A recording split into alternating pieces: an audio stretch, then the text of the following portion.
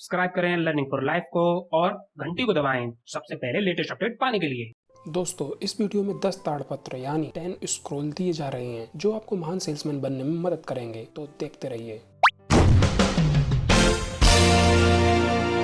बहुत समय पहले की बात है। सर्दियों का मौसम था। पमीरा के पाथरोस का विशाल व्यापारिक कारवा आराम कर रहा था। पाथरोस दुनिया का महान सेल्समैन था।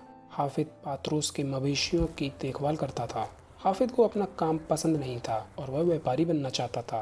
पाथरोस ने हाफिद को समझाया कि व्यापारी का काम कठिन है, लेकिन हाफिद अपनी बात पर डटा रहा और कहा, मैंने आपके मुंह से यह कई बार सुना है कि किसी और बिजनेस में अमीर बनने की इतनी संभावना नहीं है जितनी कि सेल्समैनशिप में। इसमें गरीबी से अमीरी का सफर चुटकियों में तय किया जा सकता है और मेरी नज़र में गरीब का मतलब है योग्यता या महत्वाकांक्षा की कमी, और मैं जानता हूँ कि मुझ में ना तो योग्यता की कमी है ना ही महत्वाकांक्षा की। यह सुनकर पाथरोस ने कहा, तुम्हें अब भी ये सिद्ध करना है कि तुम में शब्दों के अलावा भी कुछ दम है, क्योंकि शब्द सिर्फ हवा होते हैं। पाथरोस ने हाफिद को एक बेहतरीन वस्त्र दिया जिसे बेथलेहम नाम की जगह पर बेचने के लिए कहा।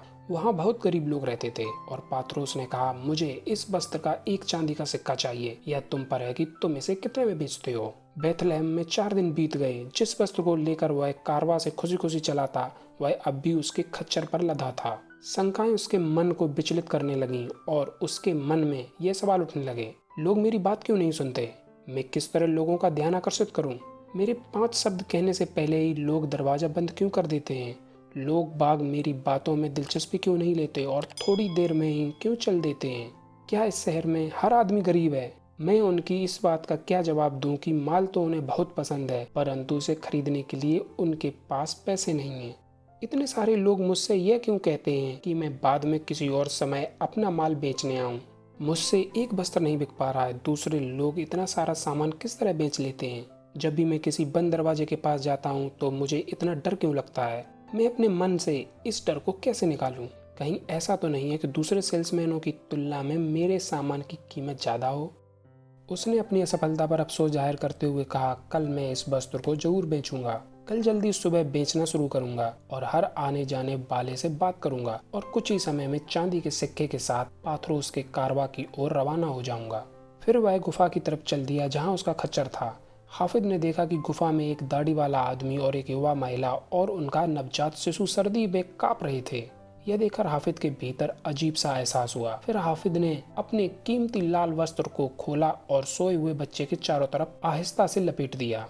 उसके ऊपर आसमान में एक चमकदार सितारा चमक रहा था। हाफिद ने अब तक जितने सितारे देखे थे, इस सितारे की चमक उन सभी सितारों से ज्यादा थी। वह पाथरोस के कारवा की ओर चल दिया। हाफिद का खच्चर बहुत धीमी चाल से चल रहा था। हाफिद का सिर नीचे था, इसलिए उसने यह नहीं देखा कि वह चमकता हुआ सितारा उसे रास्ता दिखा रहा था।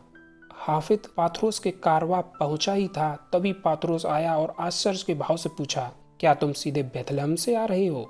हाँ मालिक। क्या तुम्हें इस बात से डर नहीं लगा कि यह सितारा तुम्हारा पीछा कर रहा था? मैंने देखा नहीं मालिक। देखा नहीं? 2 घंटे पहले मैंने इस सितारे को बेथलेहम के ऊपर उगते हुए देखा था। तब से मैं इस जगह से हिला भी नहीं। मैंने इतना रंगीन और चमकदार सितारा अपनी जिंदगी में पहले कभी नहीं देखा। फिर मेरे देखते ही देखते यह आसमान में चलने लगा और हमारे कारवा की तरफ आने लगा। अब यह बिल्कुल तुम्हारे सिर के ऊपर है और भगवान की कसम अब यह बिल्कुल भी नहीं बढ़ रहा है। पाथरोस ने जब देखा कि खच्चर पर वस्त्र नहीं है तो उसने हाफिज से पूछा, मुझे बताओ कि तुमने कैसे वस्त्र बेचा? हाफिज ने बेथलेहम में जो हुआ वो बता दिया। पाथरोस ने कहा, मेरे बच्चे, इस यात्रा से तुम्हें ज्यादा लाभ नहीं हुआ, परंतु मुझे इससे बहुत लाभ हुआ है। तुम्हारे पीछे आने वाले सितारे ने मुझे ऐसे अंधेपन से मुक्ति दिला दी है जिसके बारे में मैं तुम्हें अभी नहीं बता सकता। जब हम पमीरा पहुंच जाएंगे तो मैं तुम्हें विस्तार से पूरी बात बताऊंगा। कारवा के पमीरा लौटने के कुछ दिन बाद हाफिज जब अस्तबल में अपनी घास की खटिया पर सो रहा था तो उसे पाथरोस का बुलावा आया। पाथरोस बीमार था और कमजोर हो गया था। पाथरोस ने हाफिज से कहा, मेरे बच्चे, तुम्हें अपनी महत्वाकांक्षाओं के बारे में फिर से सोचने के लिए कुछ दिनों का वक्त मिला था। तुमने क्या सोचा? क्या तुम अब भी महान सेल्समैन बनना चाहते हो? हाफिज ने कहा, हाँ मालिक। पाथरोस ने हाफिज से इस बिस्तर के नीचे रखे छोटे संदूक को बाहर निकालने को कहा और बताया कि कई साल पहले मैं मवेशी पालक से भी गया गुजरा था। तब मैंने पूर्वी देश के एक यात्री को 2 लुटेरों से बचाया था। वह मुझे इनाम देना चाहता था। मेरे मना करने पर भी वह नहीं माना। चूँकि मेरे पास ना कोई परिवार था ना ही धन दौलत, इसलिए उसने मुझसे आग्रह किया कि मैं उसके साथ उसके घर चलूं, जहां उसने मुझे अपने परिवार में शामिल कर लिया। एक दिन जब मैं अपने नए जीवन का आदी हो गया तो उसने मुझे यह संदूक दिखाया। इसके भीतर चमड़े के 10 ताड़पत्र थे, जिसमें से हर एक पर नंबर डला हुआ था। पहले ताड़पत्र में ज्ञान का रहस्य छुपा हुआ था, बाकी ताड़पत्रों में वे रहस्य और सिद्धांत थे जो सेल्समैनशिप में सफलता हासिल करने के लिए आवश्यक हैं। अगले साल मुझे हर रोज इन ताड़पत्रों के अनमोल शब्दों को रटाया गया और मैंने हर ताड़पत्र पर लिखे शब्द पूरी तरह रट लिए। उसमें लिखे शब्द मेरे जीवन का हिस्सा बन गए, मेरे सोचने का तरीका बन गए, मेरी आदत बन गई। परंतु चमड़े के यह ताड़पत्र मैं ना तो किसी को दे सकता था, ना ही इनके सिद्धांत किसी को बता सकता था, जब तक कि मुझे एक विशेष संकेत न दिख जाए जो मुझे बता दे कि यह ताड़पत्र मुझे किसके हवाले करना है। आखिरकार मुझे वह आदमी मिल ही गया जिसे मैं यह संदूक दे सकूं। अजीब बात है कि जैसे ही मुझे पता चला कि मुझे योग्य उत्तराधिकारी मिल गया, मेरे जीवन की ऊर्जा धीरे धीरे कम होने लगी। अब मैं मौत के कगार पर हूँ, परंतु मेरी लंबी खोज खत्म हो चुकी है और अब मैं इस संसार से विदा ले सकता हूँ। जब तुम इन ताड़पत्रों के सिद्धांतों को जीवन में उतारोगे तो तुम इतने अमीर बन जाओगे जिसका तुम सपने में भी अंदाजा नहीं लगा सकते। मेरी शर्त यह है कि तुम अपनी आधी कमाई जरूरतमंदों और बदनसीबों में बांट दोगे। इसमें किसी तरह की कमी नहीं होनी चाहिए। मंजूर? हाँ मालिक। और अब सबसे महत्वपूर्ण शर्त, इन ताड़पत्रों या इनमें लिखे हुए सिद्धांतों को तुम ना तो किसी को बताओगे, ना ही इसका जिक्र करोगे। एक दिन कोई आदमी आएगा जो तुम्हें कोई संकेत देगा, जैसे तुम्हारे सितारे और परोपकार के कार्य से मुझे मिला था। जब यह होगा तो तुम इस संकेत को पहचान लोगे, चाहे सामने वाले आदमी को यह पता ही नहीं हो कि उसे इसके लिए चुना गया है।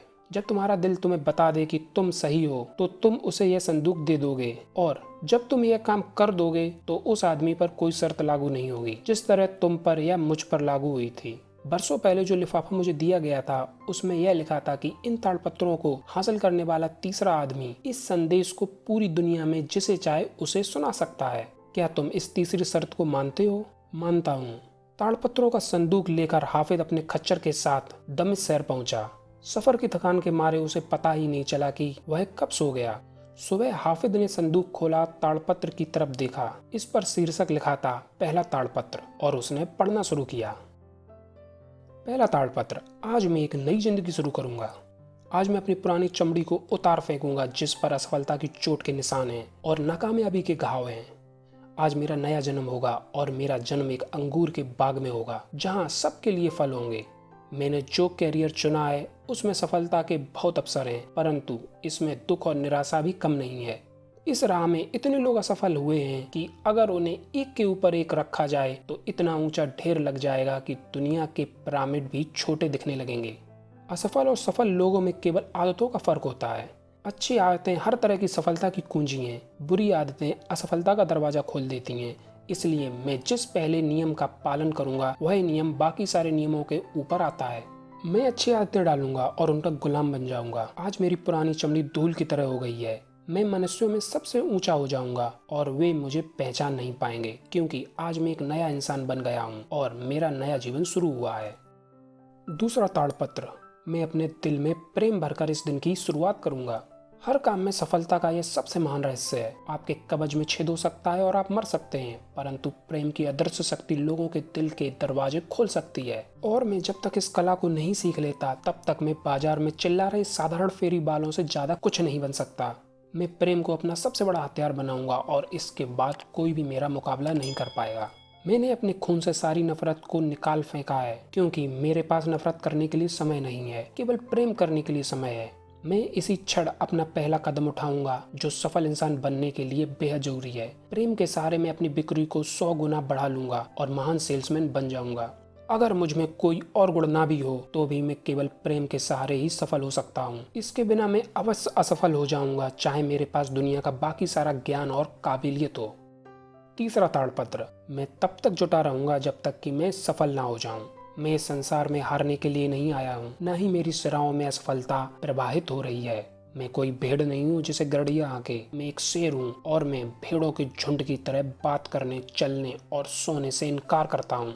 मुझे यह नहीं पता कि अपने लक्ष्य तक पहुँचने के लिए मुझे कितना फासला तय करना है। हो सकता है कि मुझे हजारों कदम पर भी असफलता का सामना करना पड़े, पर हो सकता है कि सफलता सड़क के अगले मोड़ पर ही छिपी हुई हो। मैं उस बारिश की बूंद की तरह बनूंगा जो पहाड़ को धो देती है, उस चींटी की तरह जो शेर को चट कर जाती है, उस सितारे की तरह जो धरती को रोशन करता है, उस कारीगर की तरह जो पिरामिड बनाता है। मैं अपने महल को एक बार में एक एक ईंट करके बनाऊंगा, क्योंकि मैं जानता हूं कि अगर छोटे छोटे प्रयास लगातार किए जाएं तो इंसान निश्चित रूप से सफल होता है।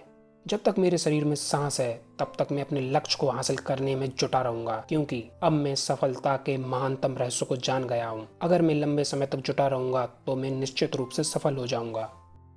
चौथा ताड़पत्र। मैं प्रकृति का सबसे महान चमत्कार हूँ। दुनिया शुरू होने के बाद में आज तक कोई भी इंसान ऐसा नहीं हुआ है जिसके पास मेरे जैसा दिमाग, दिल, आँखें, कान, हाथ, बाल और मुंह हो। ना तो आज से पहले कोई मेरे जैसा हुआ है, ना आज कोई ऐसा है, और ना ही आगे आने वाले कल में कोई ऐसा होगा जो बिल्कुल मेरी तरह चलता, बोलता और सोचता हो। सभी मनुष्य मेरे भाई हैं, परंतु मैं उन सबसे अलग हूँ। मैं विधाता की अद्भुत कृति हूँ। मेरी काबिलियत, मेरा मस्तिष्क, मेरा हृदय और मेरा शरीर, अगर मैं उनका सही उपयोग नहीं करूँगा तो ये सभी रुक जाएंगे, सड़ जाएंगे और मर जाएंगे। गुजरे हुए कल की उपलब्धियों से मैं आज 100 गुना सफलता हासिल कर सकता हूँ, और मैं आज से यही करूँगा। पांचवा ताड़पत्र। मैं यह दिन इस तरह जीऊँगा जैसे यह मेरा आखिरी दिन हो। मैं कल के दुर्भाग्यों, कल की पराजयों, कल की निराशाओं के बारे में अफसोस करने में एक भी क्षण बर्बाद नहीं करूँगा, क्योंकि मैं बुरे के साथ अच्छे समय को भी बाहर क्यों फेंक दूँ। कल हमेशा के लिए दफन हो चुका है और मैं उसके बारे में जरा भी नहीं सोचूंगा। मैं सुबह का स्वागत इतना खुश होकर करूंगा जिस तरह वह कैदी करता है जिसकी मौत की सजा माफ कर दी गई हो। मुझे यह अतिरिक्त दिन जीने के लिए क्यों दिया गया है, जबकि मुझसे बेहतर कई लोग इस दुनिया से उठा लिए गए हैं। क्या मुझे अपना लक्ष्य हासिल करना है? क्या यह मेरे लिए एक और अवसर है ताकि मैं वह बन सकूं जो बनने की क्षमता मुझ में है? क्या प्रगति का कोई लक्ष्य है? क्या आज के दिन में कल से बेहतर हो सकता हूँ? मैं पहले से ज़्यादा मेहनत करूंगा और अपनी मांसपेशियों से इतनी मेहनत कराऊंगा कि वे दया की भीख मांगने लगें, और मैं इसके बाद भी कोशिश करता रहूंगा। मैं पहले से ज़्यादा लोगों को अपना सामान बेचूंगा। मैं पहले से ज़्यादा धन कमाऊंगा। आज का एक एक मिनट मेरे लिए गुजरे हुए कल के कई घंटों से ज़्यादा फायदेमंद होगा। मेरा आखिरी दिन मेरा सर्वश्रेष्ठ दिन होना चाहिए। छठवां ताड़पत्र। आज मैं अपनी भावनाओं को काबू में रखूंगा। मैं अपनी इन भावनाओं को किस तरह काबू में रखूं ताकि मेरा दिन सार्थक हो, क्योंकि जब तक मेरी मनोदशा ठीक नहीं होगी मेरा दिन सफल नहीं हो सकता। वह कमजोर है जो अपने विचारों को अपने कार्यों पर हावी होने देता है। वह मजबूत है जो अपने कार्यों को अपने विचारों पर हावी होने के लिए मजबूर करता है। अगर मैं बारिश, अंधेरा, उदासी और निराशा लेकर अपने ग्राहक के पास जाऊंगा तो वे भी बारिश, अंधेरा, उदासी और निराशा की प्रतिक्रिया देंगे और वे मुझसे कुछ भी नहीं खरीदेंगे।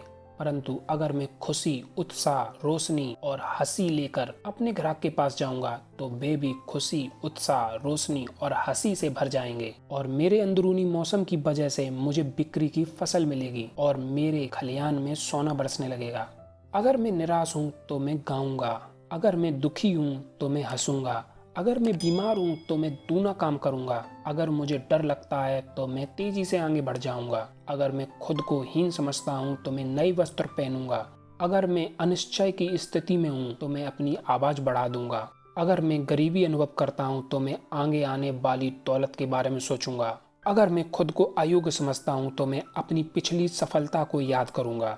अगर मैं खुद को महत्वहीन समझता हूँ तो मैं अपने लक्ष्यों को याद करूंगा। आज मैं अपनी भावनाओं को काबू में रखूंगा। सातवां ताड़पत्र। मैं दुनिया पर हंसूंगा। मनुष्य के अलावा कोई प्राणी हंस नहीं सकता। पेड़ों को जब घाव लगते हैं तो उनमें से खून निकल सकता है। जानवर दर्द और भूख के मारे करहा सकते हैं, परंतु केवल मुझे ही हंसने का उपहार दिया गया है। आगे से मैं हंसने की आदत डालूंगा। अगर मैं किसी आदमी या काम से चिढ़ जाता हूँ, अगर मेरी आंखों में आंसू आ जाते हैं, अगर मेरे मुंह से गाली निकल जाती है, तो फिर मैं दुनिया पर कैसे हंस सकता हूँ। मैं उन 4 शब्दों को बोलने की आदत डालूंगा जब तक कि इन्हें बोलना मेरी आदत न बन जाए। जब भी मेरी मनोदशा खराब होने वाली होगी, यह शब्द तत्काल मेरे दिमाग में आ जाएंगे। सदियों से सिखाए जा रहे ये शब्द मुझे हर मुश्किल से पार लगा देंगे और मेरी जिंदगी को सहज बनाए रखेंगे। यह 4 शब्द हैं, यह भी गुजर जाएगा। 8वां ताड़पत्र। आज मैं अपने जीवन का मूल्य 100 गुना बढ़ाऊंगा। शहतूत की पत्ती इंसान की प्रतिभा के संपर्क से रेशम बन जाती हैं। मिट्टी का मैदान इंसान की प्रतिभा के संपर्क से महल बन जाता है। साइप्रस का पेड़ इंसान की प्रतिभा के संपर्क से तीर्थ स्थान बन जाता है। भेड़ के बाल इंसान की प्रतिभा के संपर्क से राजा की पोशाक बन जाते हैं। अगर यह पत्तियों, मिट्टी, लकड़ी और बालों के लिए संभव है कि वे इंसान के संपर्क से अपने मूल्य को 100 गुना या 1000 गुना बढ़ा लें, तो क्या मैं अपने साथ ऐसा नहीं कर सकता? और मैं ऐसा किस तरह करूंगा? सबसे पहले तो मैं दिन, सप्ताह, महीने, साल और जीवन भर के अपने लक्ष्य निर्धारित करूंगा। जिस तरह गेहूं के बीज के पनपने और बढ़ने के लिए बारिश का होना जरूरी है, उसी तरह मेरे जीवन के सफल होने के लिए लक्ष्यों का होना जरूरी है। अपने लक्ष्य निर्धारित करते समय मैं अतीत के अपने सर्वश्रेष्ठ प्रदर्शनों को याद करूंगा और इसे 100 गुना कर दूंगा। नवा ताड़पत्र। मैं आज ही अभी काम शुरू करूंगा। मेरे सपने बेकार हैं, मेरी योजना कचरा है, मेरे लक्ष्य असंभव हैं। इन सब का कोई मूल्य नहीं है जब तक कि मैं काम न करूं। मैं आज ही अभी काम शुरू करूंगा। मैं आज के कामों से नहीं बचूंगा, उन्हें कल पर नहीं टालूंगा, क्योंकि मैं जानता हूं कि कल कभी नहीं आता। मैं अभी काम करूंगा। हो सकता है कि मेरे कामों से मुझे सुख या सफलता ना मिले, परंतु काम करना और असफल हो जाना काम न करने से हमेशा बेहतर है। वास्तव में हो सकता है कि मुझे सुख का फल ना मिले, परंतु बिना काम के तो हर फल डाल पर ही मर जाएगा, सिर्फ इसलिए क्योंकि मैंने हाथ बढ़ाकर उसे हासिल करने की कोशिश ही नहीं की। सफलता इंतजार नहीं करेगी। अगर मैं देर लगाऊंगा, वह किसी और के साथ शादी कर लेगी और मुझसे हमेशा के लिए दूर हो जाएगी। यही सही समय है, यही सही जगह है, मैं ही सही आदमी हूँ। 10वां ताड़पत्र। मैं कभी भी संसार की भौतिक वस्तुओं के लिए प्रार्थना नहीं करूंगा। मैं भगवान से कुछ मांग रहा हूँ, किसी नौकर से भोजन लाने के लिए नहीं कह रहा हूँ। मैं कभी भी धन, प्रेम, अच्छा स्वास्थ्य, छोटी मोटी जीत, यश, सफलता या सुख नहीं मांगूंगा। मैं केवल मार्गदर्शन के लिए प्रार्थना करूंगा। केवल यह मांगूंगा कि मुझे इन सब चीजों को हासिल करने का रास्ता दिखाया जाए, और मैं जानता हूं कि मुझे अपनी हर प्रार्थना का जवाब हमेशा मिलेगा। यह समरी है दुनिया का सबसे महान सेल्समैन, जो कि हिंदी वर्जन है the greatest salesman in the world by Og Mandino book की। यदि डिटेल में सीखना चाहते हैं तो इस बुक को डिस्क्रिप्शन में जाके खरीद सकते हैं। यदि ये वीडियो पसंद आई हो तो लाइक करें, उन फ्रेंड्स को शेयर करें जो नेटवर्क मार्केटिंग या किसी और सेल्स बिजनेस में हैं, और इस तरह की वीडियो से आपको प्यार है तो सब्सक्राइब करें। Finally, thanks for watching.